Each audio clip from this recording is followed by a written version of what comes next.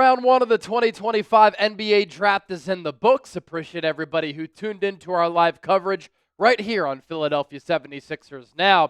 And we did an instant reaction video once the Sixers took VJ Edgecombe with the 3rd overall pick. That video is up on the channel.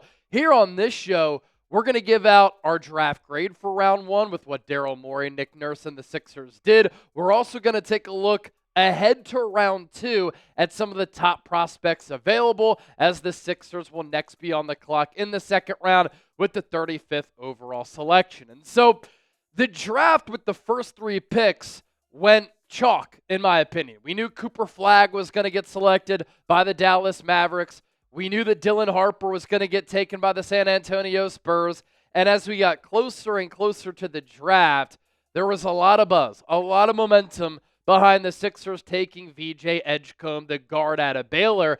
And a lot of that happened because Ace Bailey declined to work out with the 76ers. He had some bad people around him, in my opinion, in the pre-draft process that rubbed a lot of teams wrong. And what did Danny Ainge do? He took him with the 5th overall pick. The Utah Jazz were not a destination for Ace Bailey.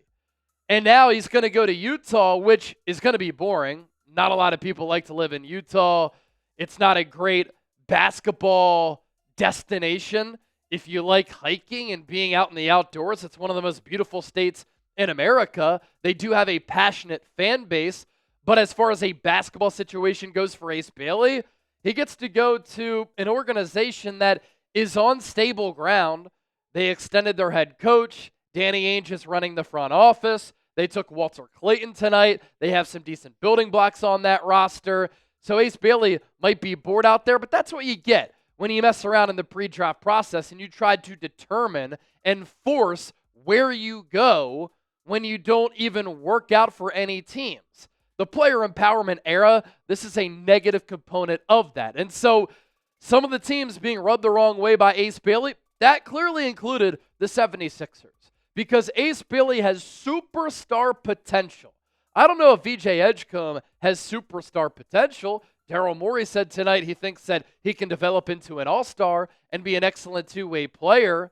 As for the latter of that, I think that VJ Edgecombe can become an excellent two-way player. And he brings a lot of intrigue and excitement to the city of brotherly love.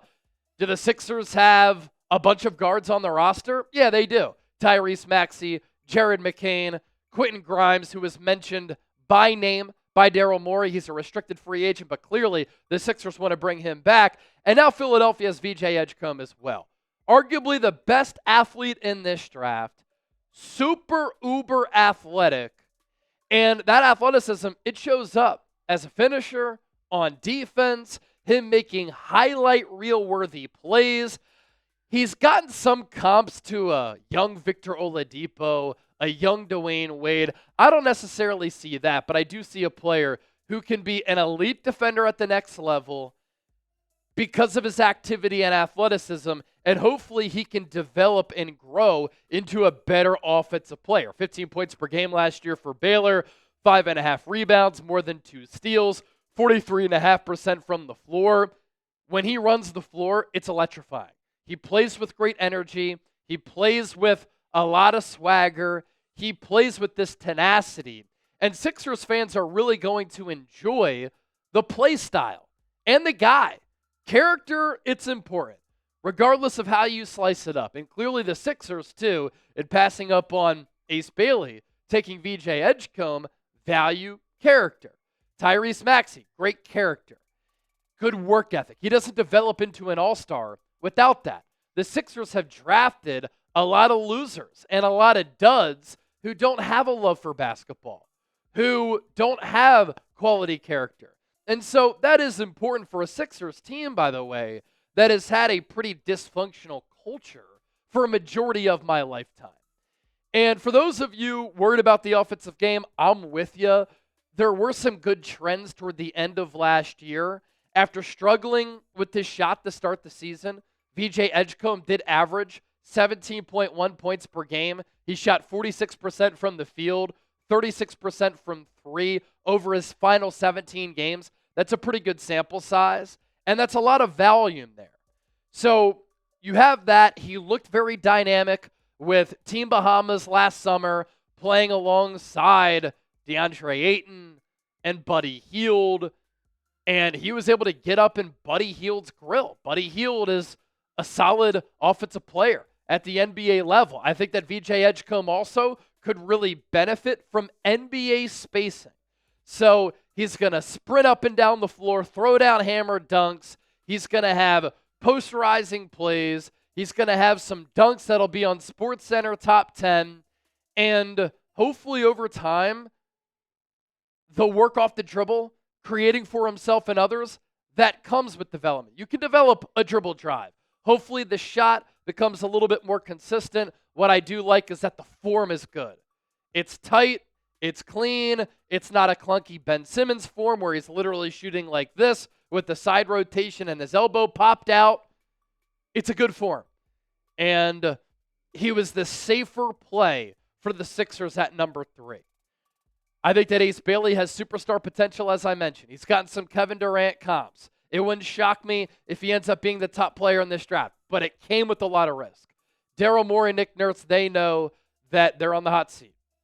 With what happened last year, their jobs are not certain to be in place for the 2026-2027 season, and VJ Edgecombe is going to help them as a team in that rotation right away, at the very least, on the defensive side of the floor. Kind of reminds me of a Matisse Thybulle and Andre Iguodala, and hopefully on the offensive end of the floor, he can become a lot more than that.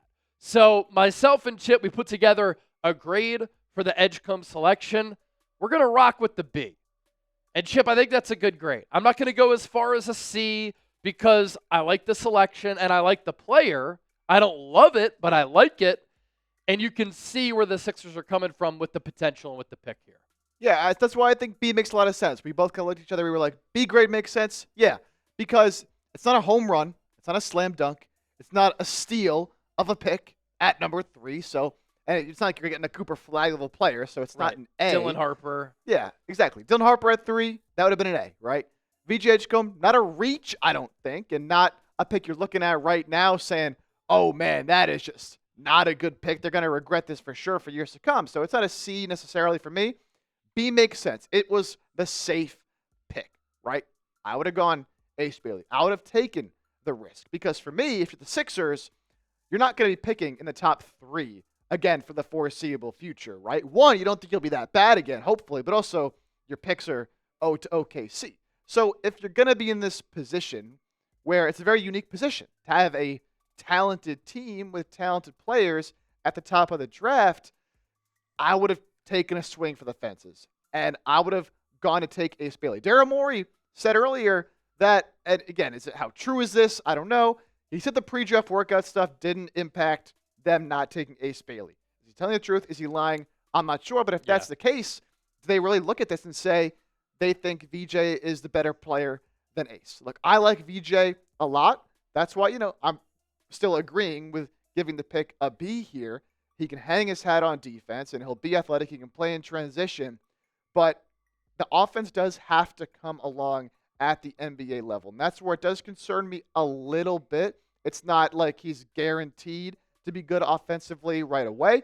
So he'll have to come in. He'll have to make a good impression. But, by all accounts, in the meetings and in the pre-draft process, he impressed the Sixers. So get him in the building. And hopefully that offense does come along. And we're talking about a player in a couple of years here who is a very good starting guard, maybe on his way to making some all-star games like Daryl Morey had hoped. So I think a B, solid, earned grade here for VJ Edgecombe. And this is a player who's gotten it out of the mud. Like, he's from the Bahamas. His family lived off a generator for a long time. He's had to face a lot of adversity in his life. He's tough. He's rugged. I do worry a little bit about him being nervous for that workout. Not sure if that was true, confirmed or not. You heard what Chip said about what Daryl Morey had to relay. It does kind of make me sick that Danny Ainge, a great basketball executive who fleeced the Sixers in that Markelle Fultz, Jason Tatum trade, took Ace Bailey with the 5th overall pick. That does worry me a little bit. But I think that VJ Edgecombe can become a very good player. So grade the pick for us, A, B, C, D, or F. Share your thoughts with us down in the comment section right now, and we'll get to some top round 2 targets coming up just around the corner because some good players are available. If you want a VJ Edgecombe jersey, they're calling him VJon already. Head to chatsports.com/V-J. You see it down below. You plug in that link, it'll take you to Fanatics. Fanatics will know that Chase Sr., Jake Chipper, 76ers Now, and Chat Sports sent you. If you're a believer in the pick and the player, and you really like the selection, get your jerseys. Obviously, we're not sure which jersey he is going to wear. Chip and I think that Kyle Lowry, if he comes back, give up the number 7, you old dusty veteran, to the rookie, and let Edgecombe wear his Baylor jersey, number 7. Plus, it'll look pretty clean. As for the top players available, Sixers will be on the clock and have their second-round pick at 35 overall. That is the only round 2 pick that they do have. Obviously, that could change because once round 2 comes around, so many teams just decide to wheel and deal trade picks. You have Rasheer Fleming, wing out of St. Joe's, right? Bill Simmons was saying that he really wanted him to go to the Boston Celtics. Adu Thiro, wing out of Arkansas. Noah Penda, wing, France. Tyrese Proctor, the guard out of Duke. Cam Jones, guard out of Marquette. Ryan Kalkbrenner, big out of Creighton. Maxime Reynaud, big out of Stanford. Sion James, wing from Duke. Those are our best players available, according to our draft expert, Nick Roloff, who's been crushing it here at Chat Sports. Chip, you look at that list, and you were looking at some of the top players available, and you said, man, some really good players available. Day 2, round 2. Who do you like for Philly there at 35 overall? Yep. So again, draft will pick up at 31. So Sixers 5 picks into that second round. And, he showed you that top group of 8 there. So there's really 3 names in that group that I'm like, wow, those would all be great picks for the Sixers. Rasheer Fleming is the first one. I think I'd be surprised if he doesn't go off the board before 35 to Philadelphia. He's a guy I thought was a lock to go in round 1. He's someone who, a bit of a late bloomer, but we saw a lot of guys in this first round. We keep saying this word, 3 and D, right? Every NBA team's looking for guys who can shoot the 3 and play good defense. And Rasheer Fleming can do that. He's got great size at 6'8", 6'9". He's a great 3-point shooter, right around 40% on the season. And he can play defense. And again, he kind of doesn't know how good he is yet, right? He's still kind of coming along, being that late bloomer. So if he is there, no question, that should be the pick. If he's gone, which I expect him to be, both of those centers, Ryan Kalkbrenner, Maxime Reynaud, I would love either of them. A little bit different. Kalkbrenner's more your traditional, back to the basket, big, not super athletic, but has won Defensive Player of the Year at Creighton, I believe, 3 times. And he's going to be a good defender when he comes in the NBA. Not much of a floor spacer, not a super great athlete, but should find success in the NBA. And then Maxime Reynaud, a little bit more skilled offensively, can tick you off the dribble a little bit. Not quite the same vertical defender that Kalkbrenner is, but a little bit more skilled offensively. He can space the floor. He can shoot it. Either of those guys, I'd be totally fine with, along with Rasheer Fleming. So some talented options still on the board. Should be exciting. The Sixers can get an impact player in the second round here at number 35. So still a very, very important pick here for Philadelphia. Not just, second round pick, whatever. This pick's going to matter a lot. Hopefully, they can nail it. Yeah, Chip has been pounding the table for the Sixers to take a big with this second-round pick.